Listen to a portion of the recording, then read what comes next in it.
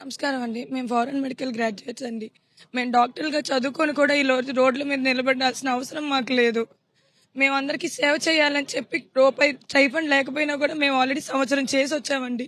ఇంకో సంవత్సరం చేయమంటున్నారు. మాకు న్యాయంగా చేయాలి అంటే మేము చేసేవాళ్ళమే. ఈ రోజు మొన్న నేషనల్ డాక్టర్స్ డే అండి. ఆ రోజు అసలు అత్యంత కిరాతకంగా మమ్మల్ని ఒక కుక్కల్లాగా ఈడ్చుకొని వెళ్ళారు. అప్పటికి అర్ధరాత్రి 12 వరకు ఉన్నాం మేము. ఆడపిల్లలైనా కూడా మేము ఉన్నాము. మాకేమవసరం అండి రోడ్ల మీదకి ఎక్కిలాగా. మా వైపు ఒకవేళ న్యాయం లేదు, మేము తప్పు చేసామే అనుకోండి, ఇలా మేము రోడ్లు ఎక్కాల్సిన అవసరం మాకేంటి? లేకపోతే మేము నోరు మూసుకొని ఉంటాం కదా. న్యాయం ఉన్నా కూడా మమ్మల్ని ఎవరూ పట్టించుకోవట్లేదు. గవర్నమెంట్ మాకు సానుకూలంగానే ఉందని చెప్తున్నారు, కానీ సానుకూలత మా వరకు చేరట్లేదు. మాకు ఎందుకు న్యాయం జరగట్లేదు? 14 నెలల నుంచి తిరిగి తిరిగి అలసిపోయామండి. పోనీ మేము చచ్చిపోతాము, పోనీ అప్పుడు మా తర్వాత వాళ్ళకి న్యాయం చేస్తారా చెప్పమనండి. చచ్చిపోవడానికి కూడా మేము రెడీగానే ఉన్నాం. 27 ఏళ్ళండి ఇంట్లో కూర్చొని ముష్టి అడుక్కుంటున్నాము. మమ్మల్ని ఇంట్లో పంపించేయలేక తిండి పెడుతున్నారు అనిపిస్తుంది.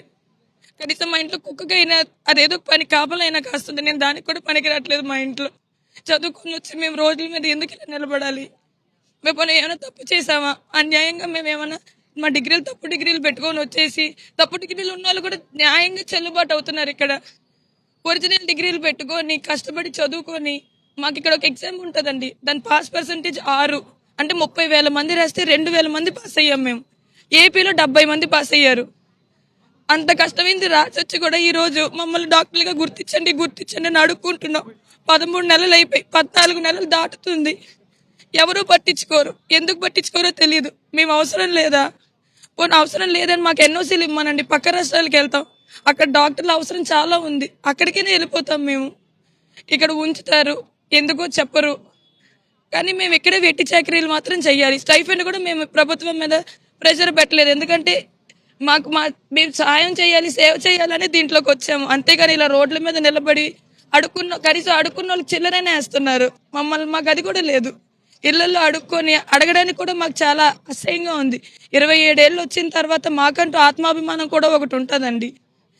ఖచ్చితంగా మాకు అందరూ న్యాయం చేయాలని మేము కోరుకుంటున్నాము. మాకు ఇలా రోడ్ల మీద ఉండడానికి, ఇలా తిరగడానికి, పోలీస్ స్టేషన్లకు వెళ్ళడానికి మాకు అలవాటు కాదు, మాకు సరదాయి మేము ఇక్కడ లేము. పెట్టనివ్వండి, కేసులు పెడతారా, చంపేస్తారా, చచ్చిపోతాం అన్న వాళ్ళకి ఇంకా కేసులకి ఏముందండి? ఒకరిగా మీకు ఇప్పుడు మేము ఇంటికి వెళ్తామండి. నాకు ఇంటర్మీడియట్లోనే నేనేం చేసుకుంటాను? ఏదో ఇక్కడ ఐనాక్స్లోనే ఏదో అక్కడ ఆఫీస్ గర్ల్స్ గానో లేకపోతే సేల్స్ పర్సన్స్ గానో వెళ్ళాలి. దానికన్నా ఇంత చదువుకున్నందుకు కేసులే పెట్టనివ్వండి. పోనీ చచ్చిపోతాం అన్నోడికి ఇంకా చావు అయితే ఏముంది, కేసు అయితే ఏముంది? పోతాం మేము కూడా.